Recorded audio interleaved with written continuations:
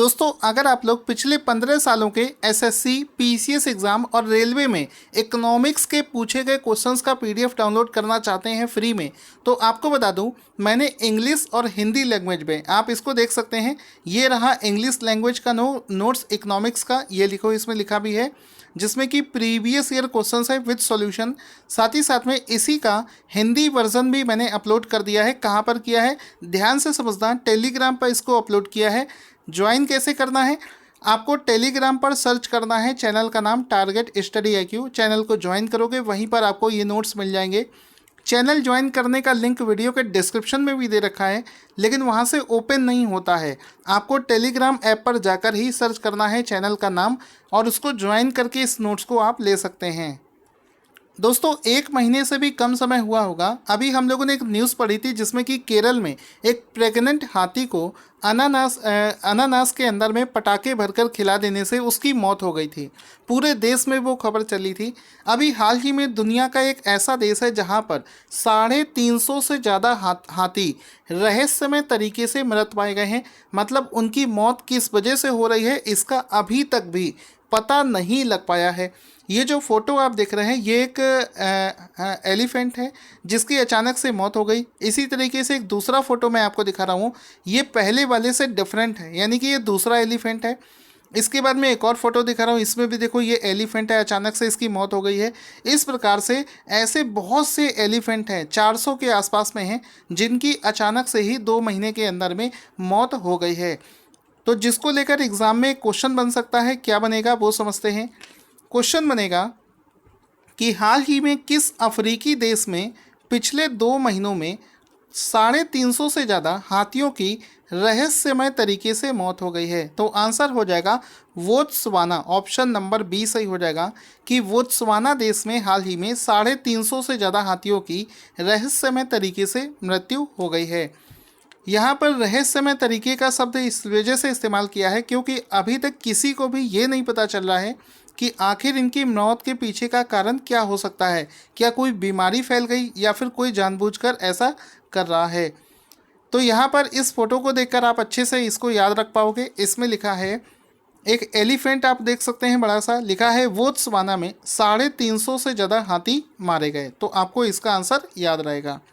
साथ ही साथ में आपको बता दूं कि ये जो पूरा रीजन है जहाँ पर ये वारदात हुई है, ये बहुत ही फेमस जगह है। यूनेस्को ने वर्ष 2014 में इसको अपना कह सकते हो विश्व धरोहर में भी शामिल किया था। इस वजह से ये कोई ऐसी जगह नहीं है कि लोगों से ना जानी हुई हो, फेमस जगह है। इस जगह को बोलते हैं ओकावांगो डेल्टाई क्षेत्र। तो ओकावांगो डेल्टाई क्षेत्र के नाम से जानते हैं, जिसको यूनेस्को की विश्व धरोहर में भी शामिल किया गया है। वहीं पर एक देश स्थित है जिसको बोत्सवाना के नाम से जानते हैं, वहीं पर ये सब कुछ हुआ है। और बोत्सवाना दुनिया के ऐसे स्थानों में आता है जहां पर पूरी दुनिया के सबसे ज़्यादा एलिफेंट्स पाए जाते हैं। वहीं पर ये वारदात हुई है। साथ ही साथ में पूरे वर्ल्ड के मैप में ये देश कहाँ पर स्थित है, इसके लिए आप चलेंगे सबसे पहले अफ्रीकन कॉन्टिनेंट में। यूरोप से नीचे जैसे ही आप आएंगे तो अफ्रीकन कॉन्टिनेंट में सबसे नीचे की तरफ ये बोत्सवाना जगह आपको मिल जाएगी। लैंड लॉक्ड कंट्री है, चारों तरफ से ज़मीन है बोत्सवाना, ये आपको पता होना चाहिए। आगे चलते हैं अगले क्वेश्चन की तरफ। दोस्तों, अगला क्वेश्चन शुरू करने से पहले आपको एक चीज़ बता दूं कि जितने भी हम लोग एप्लीकेशन यूज़ करते हो, फेसबुक, यूट्यूब, ट्विटर, टेलीग्राम, सभी विदेशी ऐप हैं। इनमें से एक भी देसी ऐप नहीं है। और अगर इनके यूज़र्स की बात करी जाए तो इंडिया में इनके सबसे ज़्यादा यूज़र मिल जाएंगे। मार्केट सबसे बड़ा इंडिया है। IT सेक्टर में अगर देखो तो दुनिया के सबसे बड़े देशों में हम लोग आते हैं। इसके बावजूद भी हमारा कोई भी ऐप ऐसा नहीं है जो कि इंटरनेशनल लेवल पर यूज़ किया जा रहा हो। अभी इसी चीज़ को देखते हुए हर चीज़ का स्वदेशी अपनाया जा रहा है। तो फेसबुक के जैसा फेसबुक होता है, बिल्कुल उसी के जैसा एक देसी ऐप लॉन्च किया गया है। उस पर बना है क्वेश्चन कि भारत का पहला सोशल मीडिया सुपर एप्लीकेशन, जिसको नाम बोलते हैं इलाइमेंट्स, किसके द्वारा लॉन्च किया गया है। तो इसका आंसर हो जाएगा, इसको हाल ही में वेंकैया नायडू के द्वारा लॉन्च किया गया है। तो ऑप्शन नंबर सी सही हो जाएगा। इसका नाम भी आपसे पूछा जा सकता है। अगर आपसे कोई पूछे कि स्वदेशी रूप से विकसित फेसबुक के जैसे एप्लीकेशन का नाम क्या है, तो आंसर हो जाएगा अलाइनमेंट्स इसका नाम है। और अगर फ़ोटो इसका देखना चाहोगे तो ये भी मैं आपको दिखा दूंगा, जिसमें कि ये लिखा है अलाइनमेंट्स। ये इसका फीचर्स दे रखा है, इसका लुक दे रखा है। लिखा है भारत का पहला फेसबुक जैसा एप्लीकेशन। दोस्तों अब मैं आपसे एक चीज़ रिक्वेस्ट करना चाहता हूँ कि वैसे तो हम सभी लोगों की मेंटेलिटी है कि अगर कोई चीज़ स्वदेशी है तो वो ख़राब होगी, अगर कोई विदेशी चीज़ है तो हम उसे बहुत अच्छा मानते हैं, बिना आर्ग्यूमेंट किए हम उसका यूज़ करते हैं। लेकिन इस बार परिस्थितियाँ बिल्कुल अलग हैं दोस्तों। अभी हमारे पास में मौका है, अगर हमने आज अपनी स्वदेशी चीज़ों को इस्तेमाल नहीं किया, प्रमोट नहीं किया, तो बाद में हालात बहुत ख़राब हो जाएंगे। देश में ऐसी स्थिति बन चुकी है। इस वजह से इस ऐप में हो सकता है कुछ खामियां हों, हो सकता है ये आपको फेसबुक के जितना अच्छा ना लगे, लेकिन आप लोगों से रिक्वेस्ट है इसको यूज़ भी करना, आज ही डाउनलोड करना और अभी अपने सभी दोस्तों को यूज़ करने को बोलना। इसको नेगेटिविटी इसके बारे में मत फैलाना, क्योंकि इंडिया को बहुत ज़रूरत है स्वदेशी अपनाने की, अदरवाइज़ चाइना जैसे देश हम पर हावी होते जाएंगे। अब देखो इस एप्लीकेशन को किसने विकसित किया है। इसको बेंगलुरु में स्थित एक कंपनी है जिसका नाम है Sumeru software solutions private limited, उसके द्वारा इस ऐप को विकसित किया गया है। साथ ही साथ में इसको शुरुआत में 8 लैंग्वेजेस को ये सपोर्ट कर सकता है, जिसमें कि इसको लॉन्च किया गया है। इस ऐप का एक फ़ोटो देख सकते हैं, alignments India's own super app, जिसको एम वेंकैया नायडू ने हाल ही में लॉन्च किया है। बड़े खुशी की बात है। इसके बाद में इंडेक्स के ऊपर क्वेश्चन बनेगा कि हाल ही में सतत विकास सूचकांक 2020, जिसको इंग्लिश में बोलते हैं sustainable development goals SDG index 2020 में भारत कौन से स्थान पर आया है। तो आंसर हो जाएगा इस लिस्ट में भारत 117 117th स्थान पर भारत इसमें आया है। तो ऑप्शन नंबर डी सही हो जाएगा। हर बार ये क्वेश्चन एग्जाम में डेफिनेटली पूछा जाता है। इसकी एक फ़ोटो भी देख सकते हैं जिसमें लिखा है भारत की रैंक है 117वीं रैंक पर यहाँ पर भारत आया है। किस में आया है? सस्टेनेबल डेवलपमेंट गोल्स की लिस्ट में भारत इस लिस्ट पर पहुँचा है। अब इसमें घुमा फिरा कर आपसे ये भी पूछा जा सकता है कि बताओ इसी लिस्ट में यानी कि सतत विकास सूचकांक में पहले स्थान पर कौन सा देश है। तो स्वीडन ऑप्शन सही हो जाएगा। ऑप्शन नंबर डी सही हो जाएगा। स्वीडन देश जो है ये इस लिस्ट में पहले स्थान पर आता है। आगे चलते हैं।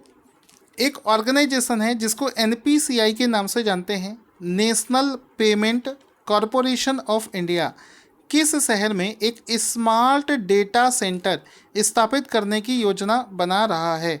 तो आंसर हो जाएगा हाल ही में एनपीसीआई ने अनाउंस किया है कि वो हैदराबाद में एक स्मार्ट डेटा सेंटर की स्थापना करेंगे, जिसके रिगार्डिंग आप एक फ़ोटो देख सकते हैं। जिस बैठक में इसको अगर हम लोग लार्ज करेंगे, इसमें आप देख सकते हैं इसमें लिखा है एनपीसीआई और इसका जो डेटा सेंटर है इसको हैदराबाद में स्थापित किया जाएगा, जिसके लिए सारे काम शुरू हो चुके हैं। आगे चलते हैं।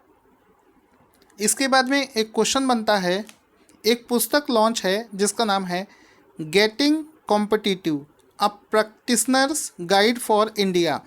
तो ये जो पुस्तक है इसके लेखक का नाम पूछा गया है। तो आंसर हो जाएगा इसके लेखक हैं R C Bhargava. Option number D सही हो जाएगा। आरसी भार्गव, जिनका की फ़ोटो भी आपको यहाँ पर दिखा देते हैं, ये है आरसी भार्गव, जिनके द्वारा ही इस पुस्तक को लिखा गया है। आरसी भार्गव कौन है? ये इस समय मारुति सुजुकी के अध्यक्ष हैं। इनका कहना है इस पुस्तक के माध्यम से कि धीरे धीरे समय जो है ये बहुत ज़्यादा कॉम्पिटिटिव हो जा रहा है। कॉम्पिटिटिव हो जा रहा है इसका मतलब सीधा सा आपको पता है, कोई भी सेक्टर हो, चाहे वो मैन्युफैक्चरिंग हो, एजुकेशन हो, कोई भी हो, हर जगह कंपटीशन दिन ब दिन बढ़ता जा रहा है। ज़रूरत होती है हम अपने आप को ऐसा मजबूत बनाएं कि हम हर कंपटीशन को फाइट करके आगे निकल पाएँ। इसके बाद में एक और पुस्तक लॉन्च है जिसका नाम है overdraft saving the Indian saver. English में देखेंगे overdraft saving the Indian saver. पुस्तक के लेखक कौन हैं? तो आंसर हो जाएगा उर्जित पटेल। आरबीआई के पूर्व गवर्नर उर्जित पटेल ने हाल ही में इस पुस्तक को लॉन्च किया है, वही इसके लेखक हैं। तो ऑप्शन नंबर ए सही हो जाएगा। ये जो पुस्तक है इसका आप फोटो देख सकते हैं, इस तरफ आपको आरबीआई के पूर्व गवर्नर उर्जित पटेल दिख रहे होंगे। इनका देखो फोटो भी लिखा है Urjit Patel, overdraft saving the Indian saver. इस पुस्तक के लेखक वही हैं। आगे चलते हैं। क्वेश्चन बनेगा दोस्तों कि किस राज्य के Zoya Khan common service centre पर कार्य करने वाले भारत के पहले ट्रांसजेंडर ऑपरेटर बने हैं। तो आंसर हो जाएगा गुजरात, ऑप्शन नंबर सी सही हो जाएगा। देखो, कॉमन सर्विस सेंटर आपको पता होगा, सरकार की बहुत सारी जो गवर्नमेंट स्कीम्स होती हैं, बहुत सारी योजनाएं होती हैं, उन सभी को वहाँ से एग्जीक्यूट किया जाता है। तो कॉमन सर्विस सेंटर का जो पहला ट्रांसजेंडर ऑपरेटर बना है वो बना है जोया खान, और ये जोया खान गुजरात राज्य से बिलोंग करते हैं। तो इनका फ़ोटो भी देख सकते हैं, ये है जोया खान जो कि कॉमन सर्विस सेंटर पर अपना जॉब कर रहे हैं। ये पूरे भारत के पहले ट्रांसजेंडर बने हैं जो कि इस तरीके का काम कर रहे हैं। अगला क्वेश्चन है कि हाल ही में किस शहर के नगर निगम ने अपनी डॉक्टर मित्र योजना की घोषणा करी है। तो अहमदाबाद नगर निगम ने डॉक्टर मित्र नाम से एक योजना की शुरुआत करी है, जिसमें कि छोटी मोटी बीमारियों का घर बैठे ही इलाज कराने को लेकर और एक सर्वे किया जाएगा, जिसमें कि जा जाकर डॉक्टर्स ये पता करेंगे छोटी मोटी अगर किसी को बीमारी है तो उसका उपचार किया जाएगा। तो अहमदाबाद नगर निगम के द्वारा डॉक्टर मित्र नाम से इस योजना की शुरुआत करी गई है। दोस्तों, जितनी शिद्दत और प्रेम के साथ में इस वीडियो को मैंने बनाया है, आपसे भी उम्मीद करता हूँ उतना ही आप प्यार दिखाइए इस वीडियो को लाइक करके और इसको शेयर करके। लाइक ज़रूर करें, वीडियो ख़त्म होने पर इसको शेयर कर देना। अब शुरू करते हैं आज के करंट अफेयर्स का रिवीजन। आपसे क्वेश्चन पूछता जाऊँगा, देखते हैं कितने लोगों को इसके आंसर्स याद हो जाते हैं। सबसे पहला क्वेश्चन है, किस अफ्रीकी देश में पिछले 2 महीने से 350 से ज़्यादा हाथियों की मौत हो गई है। आई होप आपने आंसर लिखकर भेज दिया होगा। बोत्सवाना इसका राइट आंसर हो जाएगा। उसके बाद में है, भारत का पहला सोशल मीडिया सुपर एप्लीकेशन एलाइनमेंट्स किसके द्वारा लॉन्च किया गया है। तो एम वेंकैया नायडू इसका राइट आंसर हो जाएगा। उसके बाद में क्वेश्चन है कि sustainable development goal SDG index 2020 में भारत कौन से स्थान पर आया है। तो 117 इसका राइट आंसर हो जाएगा। अब इसी लिस्ट में पहले स्थान पर कौन सा देश है। स्वीडन इसका राइट आंसर हो जाएगा। उसके बाद में है, NPCI किस शहर में एक स्मार्ट डेटा सेंटर स्थापित करने की योजना बना रहा है। हैदराबाद इसका राइट आंसर हो जाएगा। Getting competitive a practitioner's guide for India के लेखक कौन हैं। मारुति सुजुकी के चीफ RC भार्गव इसका राइट आंसर हो जाएगा। Overdraft saving the Indian saver पुस्तक के लेखक कौन हैं। उर्जित पटेल इसका राइट आंसर हो जाएगा। उसके बाद में है, Zoya Khan common services centre पर कार्य करने वाले भारत के पहले ट्रांसजेंडर ऑपरेटर बने हैं। तो गुजरात इसका राइट आंसर हो जाएगा। आई होप आप सभी ने आंसर बहुत अच्छे से दिए होंगे। इसी तरीके से आप सभी को प्यार मिलता रहे, मोटिवेट रहें और हमेशा मन में एक ख्याल बना लें, पॉजिटिव रहना है, नेगेटिव लोगों से दूर रहना है और एग्ज़ाम को क्रैक करना है। Thank you for watching this video.